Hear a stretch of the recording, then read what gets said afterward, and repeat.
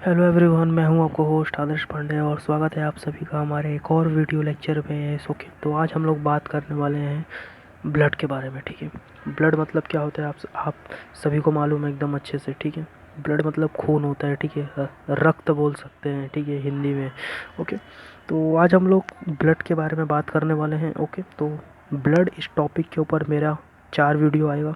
सबसे पहले मैं इंट्रोडक्शन देने वाला हूँ आज। इंट्रोडक्शन के बाद दूसरा पार्ट आएगा डब्ल्यूबीसी के बारे में, फिर तीसरा पार्ट आएगा आरबीसीज के बारे में, और हमारा चौथा पार्ट आएगा प्लेटलेट्स के बारे में। ठीक है, तो चलिए आज मैं आपको इंट्रोडक्शन दूंगा ब्लड का।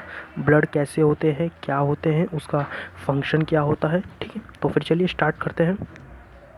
देखिए, इंट्रोडक्शन। ठीक है, blood blood transport all nutrients और ऑक्सीजन टू एवरी सेल। देखिए, ब्लड क्या करता है, हमारे हर एक न्यूट्रिएंट्स जो हम लोग खाते हैं पीते हैं, वो लोग ये क्या करता है, ब्लड उसको ट्रांसपोर्ट करता है। ठीक है, ट्रांसपोर्ट करता है, और जो हम लोग सांस लेते हैं ऑक्सीजन, हमारा जो ऑक्सीजन है वो सेल के पास जाता कैसे है, वो ब्लड की मदद से। ओके, देखिए, अगर आपने मेरा अभी तक ऑर्गेनाइजेशन ऑफ सेल का वीडियो अगर नहीं देखा है तो प्लीज़ पहले उसको जाके देखिए, ताकि आपको सेल के बारे में आइडिया हो जाए कि सेल में ऑक्सीजन जाने के बाद क्या क्या होता है प्रोसेस। ठीक है, हमारे सेल में क्या क्या पाए जाते हैं, उसके बाद आपको ये टॉपिक बहुत अच्छे से समझेगा। तो प्लीज़ पहले वो जाके देखिए वीडियो, मैंने लिंक दे दिया है।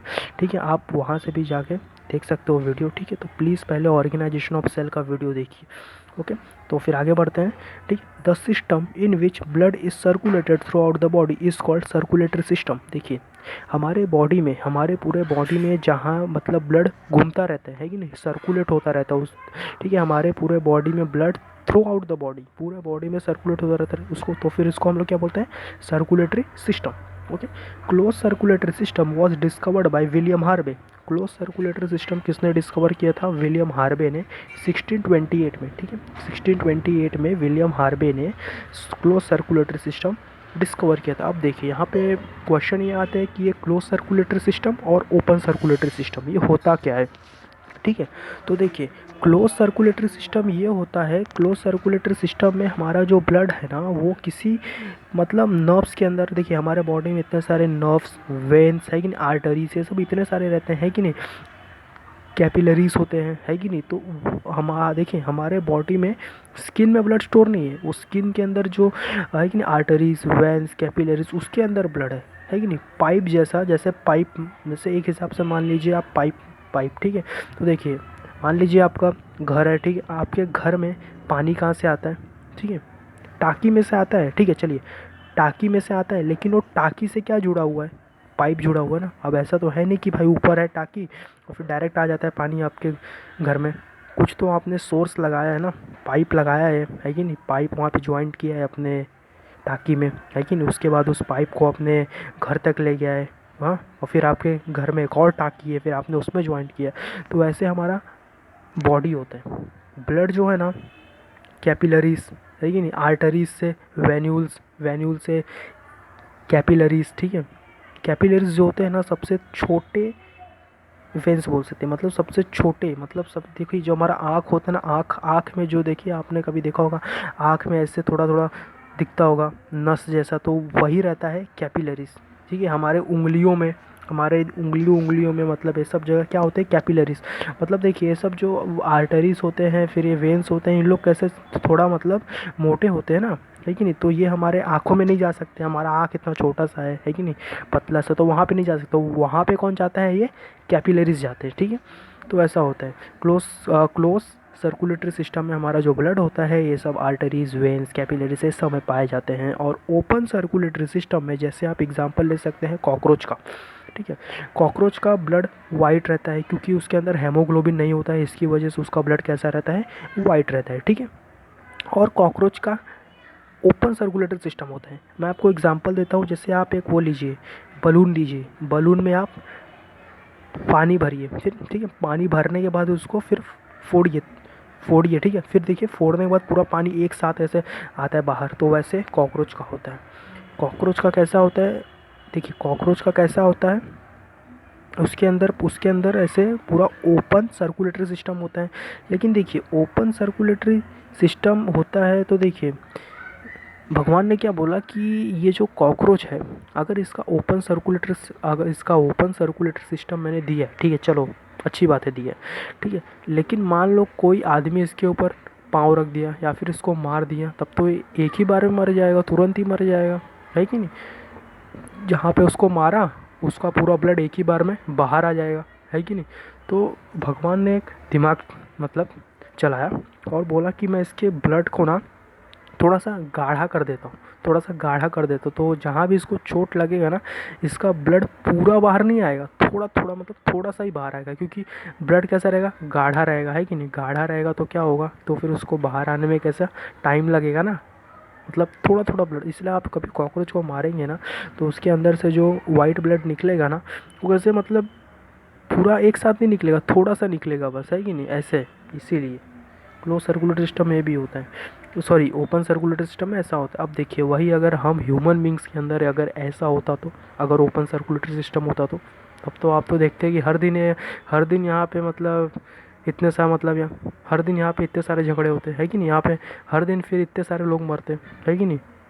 सबका ओपन सर्कुलर सिस्टम होता तो क्या होता। अब आपको इंसान की हालत तो आपको मतलब मालूम ही है, हर रोज़ झगड़े करता है, हर रोज़ मारा पीटी, है कि नहीं, होता रहता है, तो हमें इतने सारे चोट लगते हैं, एक्सीडेंट होते रहते हैं। तो सोचिए अगर हमारा ओपन सर्कुलेटर सिस्टम होता तो क्या होता।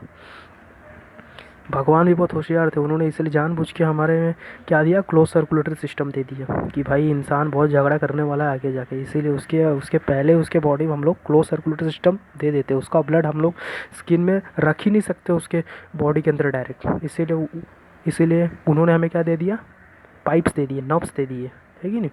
ओके, तो ये था introduction close circulatory system, open circulatory system. तो फिर चलिए आगे बढ़ते हैं। आई होप आपको समझ में आया होगा इतना तक। चलिए आगे बढ़ते हैं। Okay, blood is the main circulating fluid in the body, ठीक है, मेन सर्कुलेटिंग फ्लूइड है कि नहीं। Study of blood is called haematology. अगर आप लोग ब्लड के बारे में स्टडी कर रहे हैं तो उसको बोलेंगे हेमेटोलॉजी। हेमा मीन्स ब्लड होता है और लॉजस मीन्स स्टडी होता है और साइंस भी आप बोल सकते हैं।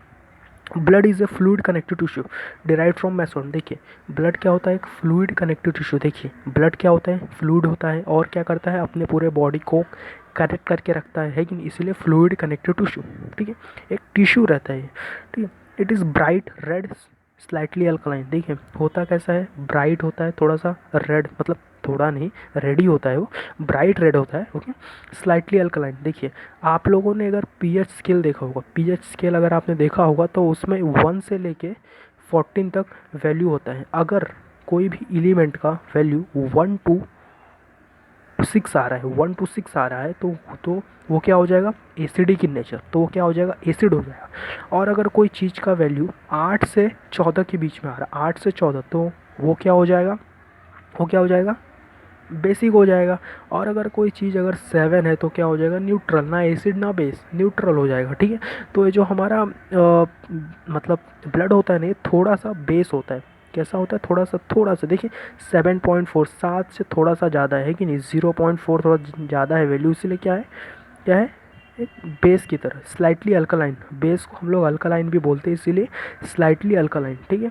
और कैसा होता है, सॉल्टी। अगर आप लोगों ने अपना ब्लड कभी टेस्ट किया होगा तो थोड़ा सा सॉल्टी आता हुआ है कि नहीं, ओके। विस्कॉस फ्लूइड होता है, गाढ़ा होता है और हैवियर देन वाटर, ठीक है। अभी आप लोग एक ग्लास लीजिए, उसमें 1 लीटर, उसमें 1 लीटर तो बहुत ज़्यादा हो गया, ठीक है, चलिए, ठीक है, थोड़ा सा ब्लड लीजिए उसमें अपना, ठीक है, थोड़ा सा ब्लड एक ग्लास में लीजिए और थोड़ा सा ब्लड और फिर और एक ग्लास लीजिए, उसमें हल्का सा वो लीजिए, वाटर लीजिए, ठीक है। दोनों का अमाउंट सेम होना चाहिए, ठीक है। और आप उसको वेट कीजिए, तो आप देखेंगे, तो आपको ऑब्जर्व करने को मिलेगा कि आपके ब्लड का वेट ज़्यादा है as compare to water, because blood में इतने सारे पार्ट होते हैं, उसमें प्लाज्मा होते हैं, है कि नहीं, है कि नहीं, और भी WBCs, RBCs, प्लेटलेट्स, इतने सारे होते हैं, कॉर्पोस्कल्स होते हैं, ब्लड कॉर्पोस्कल्स, ठीक है। इसीलिए ब्लड का वेट ज़्यादा होता है एज़ कम्पेयर टू वाटर, ठीक है। चलिए फिर आगे बढ़ते हैं। The average sized adult has 5 litres of blood which constitutes about 8% of total body weight. देखिए जहाँ तक मतलब ब्लड का बात रहता है, जो अडल्ट मेल होते हैं ना, मतलब अडल्ट मेल, उन्होंने मतलब उनके अंदर ब्लड अप्रॉक्सीमेटली 5.5 लीटर पाया जाता है। आदमियों में जो अडल्ट होते हैं उनके अंदर ब्लड अप्रॉक्सीमेटली 5.5 लीटर रहता है, और जो अडल्ट फीमेल होती है, मतलब जो औरतें होती है, उनके अंदर ब्लड 5 लीटर पाया जाता है। उनके अंदर ब्लड कितना, 5 लीटर पाया जाता है। ओके। और देखिए आपके शरीर का जितना वेट है कि नहीं, जितना आपके शरीर का वेट है, ठीक है, उसका 8% हिस्सा आपका ब्लड ही है। मतलब आपके वेट का 8% हिस्सा क्या है, आपका ब्लड है। समझ गए आप लोग?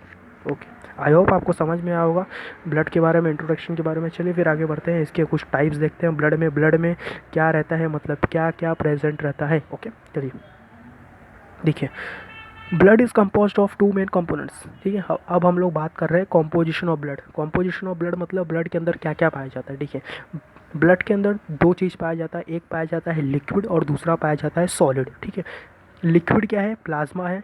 लिक्विड क्या है, प्लाज्मा है। सॉलिड क्या है, ब्लड कॉर्पोस्कल्स। सॉलिड क्या है, ब्लड कॉर्पोस्कल्स। अब देखिए, प्लाज्मा कितना पाया जाता है, 55%। प्लाज्मा 55% पाया जाता है, और बाकी का 45% क्या पाया जाता है, बाकी का 45% पाया जाता है ब्लड कॉर्पोस्कल्स। ब्लड कॉर्पोस्कल्स, ठीक है, ओके।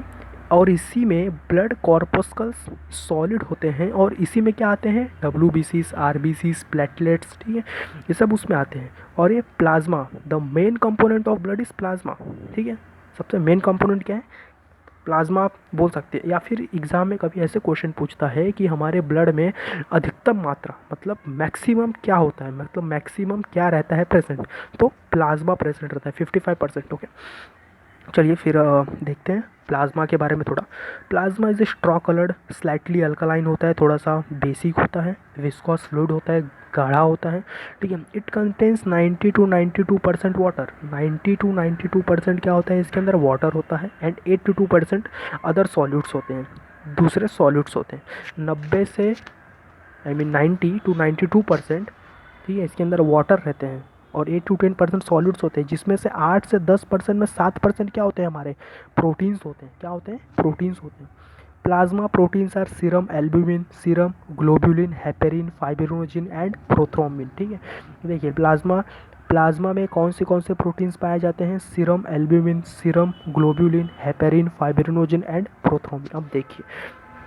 अब देखिए आप लोग ध्यान से सुनिए, बहुत ही इंपॉर्टेंट लाइन है ये। हमारे बॉडी में जो प्लाज्मा प्रोटीन्स है ना, इनका बहुत इंपॉर्टेंट रोल है। देखिए ध्यान से, देखिए जो सीरम ग्लोब्यूलिन है, और जो फाइब्रिनोजिन है, और जो लास्ट वाला प्रोथ्रोम्बिन है, इन लोग क्या करते हैं, इन लोग हमारे ब्लड को क्लॉट करते हैं। ठीक है, इन लोग को चांस नहीं मिला कि ये हमारे ब्लड को क्या कर देंगे, क्लॉट कर देंगे। ठीक है, अब आप लोग ही सोचिए, जब हमारे ब्लड में ये तीनों प्रोटीन्स मौजूद है, ठीक है, तो हमारा ब्लड जब हमारे बॉडी के अंदर है तो फिर क्यों नहीं क्लॉट हो जाता।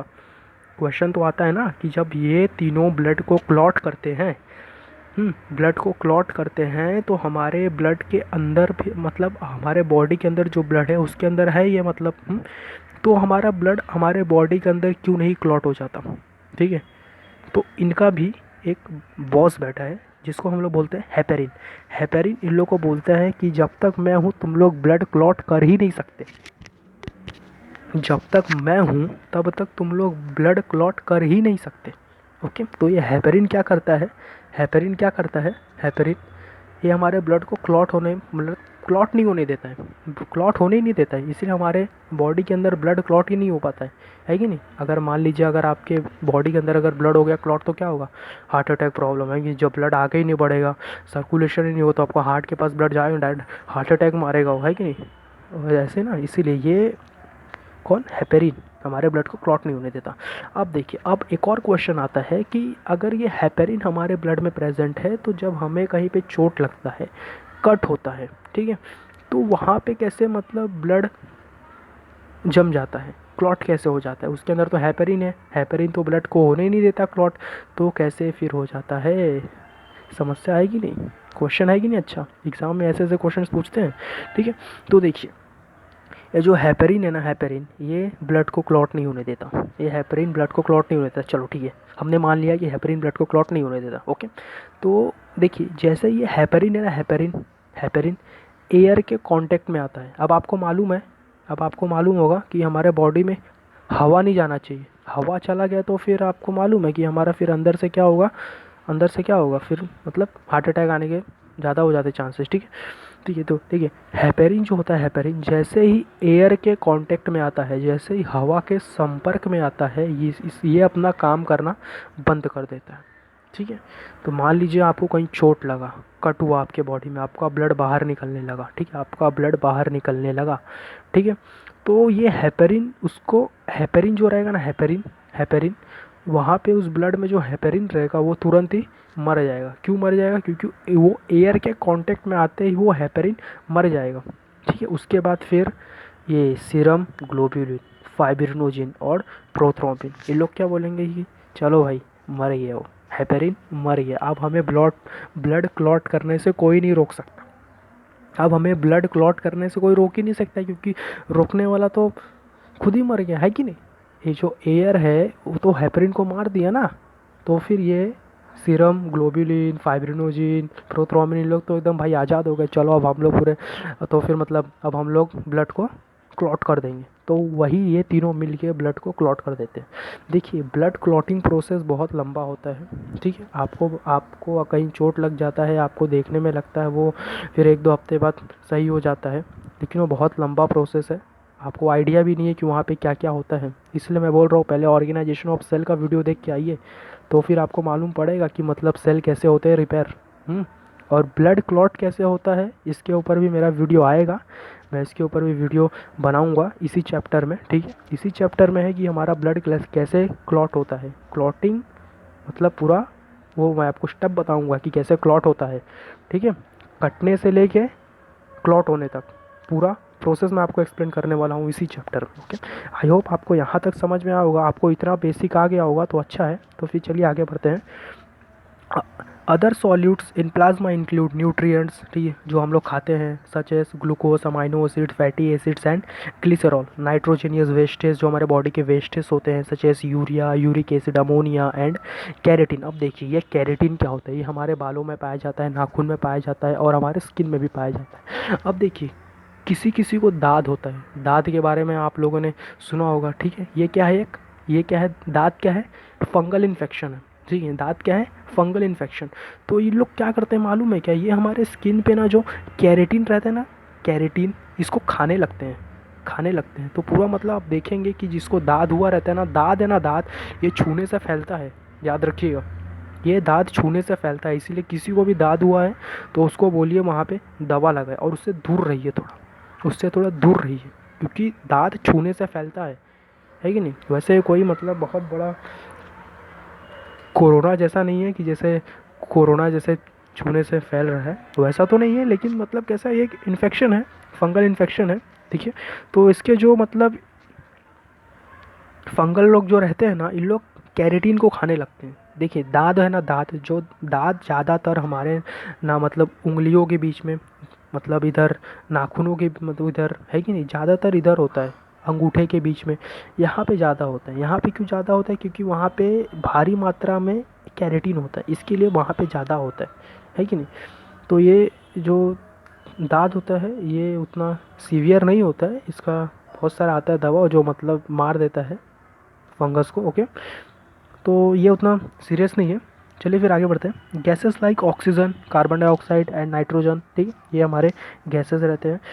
रेगुलेटरी सब्सटेंस मतलब जो हमारे बॉडी को रेगुलेट करते हैं, जैसे एंजाइम्स हो गए, हार्मोन्स हो गए। ठीक है, एंजाइम्स क्या होते हैं, हार्मोन्स। मैं हार्मोन्स के ऊपर एक सेपरेट वीडियो भी मतलब जल्द से जल्द कोशिश करूँगा लाने के लिए, हमारे बॉडी में क्या क्या हार्मोन्स होते हैं। ठीक है, मैं उसमें आपको सब एक्सप्लेन करने वाला हूँ कि हार्मोन्स कैसे होते हैं, कैसे काम करते हैं, कितने टाइप्स के हार्मोन्स होते हैं, एंडोक्राइन ग्लैंड, एक्सोक्राइन ग्लैंड, ठीक है, और भी बहुत सारे हार्मोन्स हैं। ये तो मतलब ग्लैंड हो गए, अब ये ग्लैंड से कौन से हार्मोन होते हैं रिलीज, मैं सब आपको एक्सप्लेन करूँगा अपने हार्मोन वाले वीडियो में। ओके, तो इनऑर्गेनिक सब्सटेंसेस लाइक, जो भी इनऑर्गेनिक सब्सटेंसेस जैसे bicarbonate, chlorides, phosphates, sulphates of sodium, potassium, calcium, magnesium etcetera, ये सब कैसे हैं, इनऑर्गेनिक सब्सटेंसेस है। ओके, चलिए आई होप आपको प्लाज्मा के बारे में पूरा समझ में आया होगा। देखिए यहाँ पे एक क्वेश्चन आता है, व्हाट इज़ सीरम।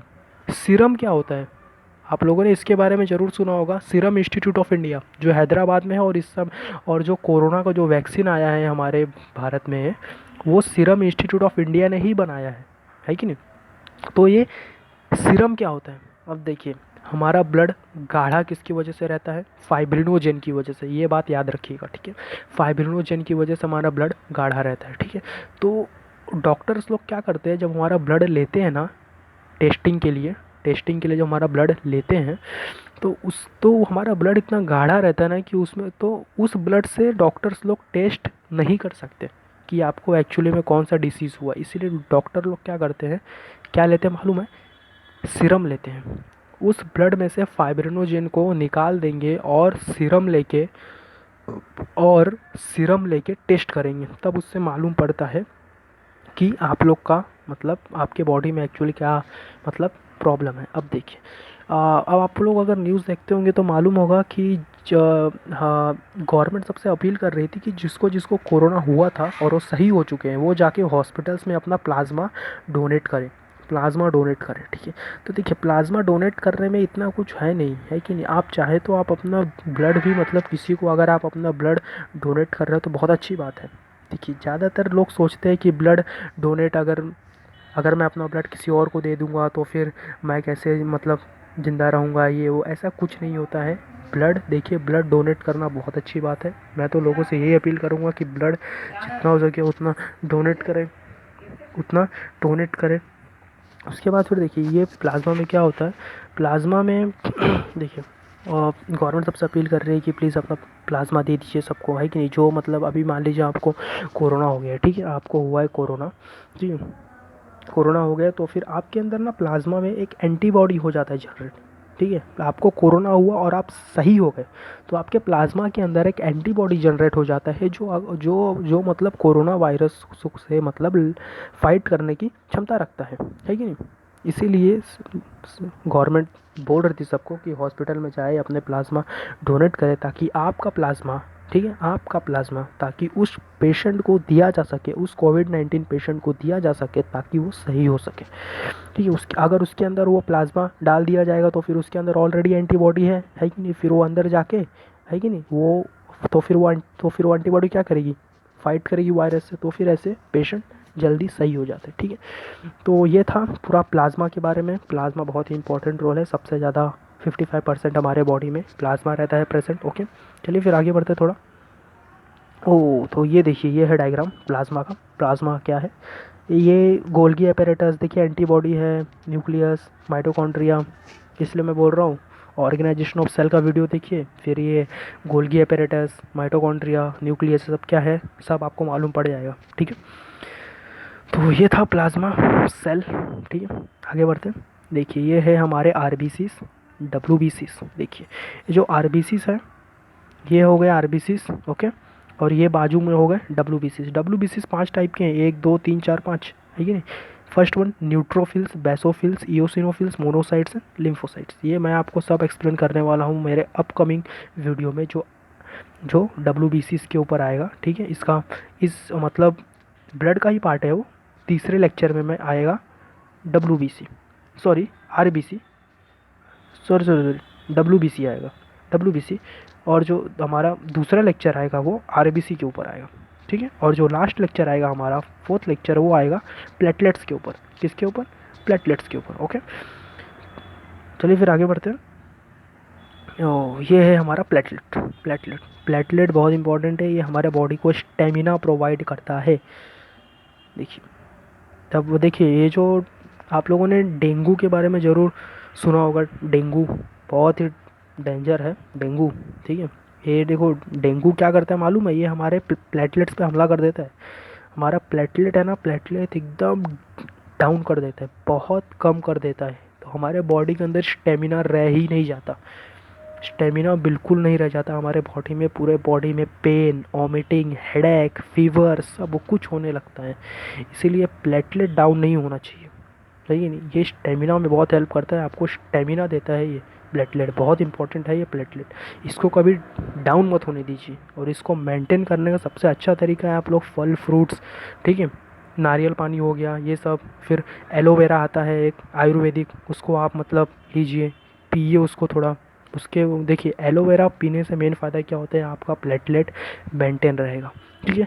बढ़ेगा भी नहीं तो गिरेगा भी नहीं, याद रखिएगा। एलोवेरा आपको जो रहता है ना आपके प्लेटलेट को एक हिसाब से एक रोक देता है कि मतलब आपका अगर इतना प्लेटलेट तो इतना ही रहेगा, है कि नहीं। नाव गिरेगा और बढ़ेगा उस समय जब आप जैसे नारियल पानी हो गए, फ्रूट्स हो गए, ये सब चीज़ अगर खाएंगे अच्छे से तो आपका प्लेटलेट फिर बढ़ेगा, और आपके अंदर जितना प्लेटलेट रहेगा आपको उतना स्टेमिना रहेगा, ठीक है।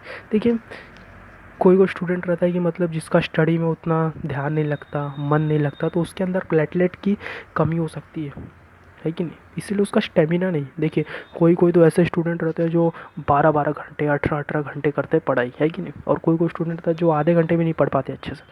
तो स्टेमिना की कमी होता है, प्लेटलेट की कमी होता है, इसलिए बोलते हैं ना दूध पियो, बादाम खाओ, काजू खाओ, क्यों बोलते हैं सब। प्लेटलेट बढ़ेगा भाई, स्टेमिना बढ़ेगा तो फिर आएगा ना पावर।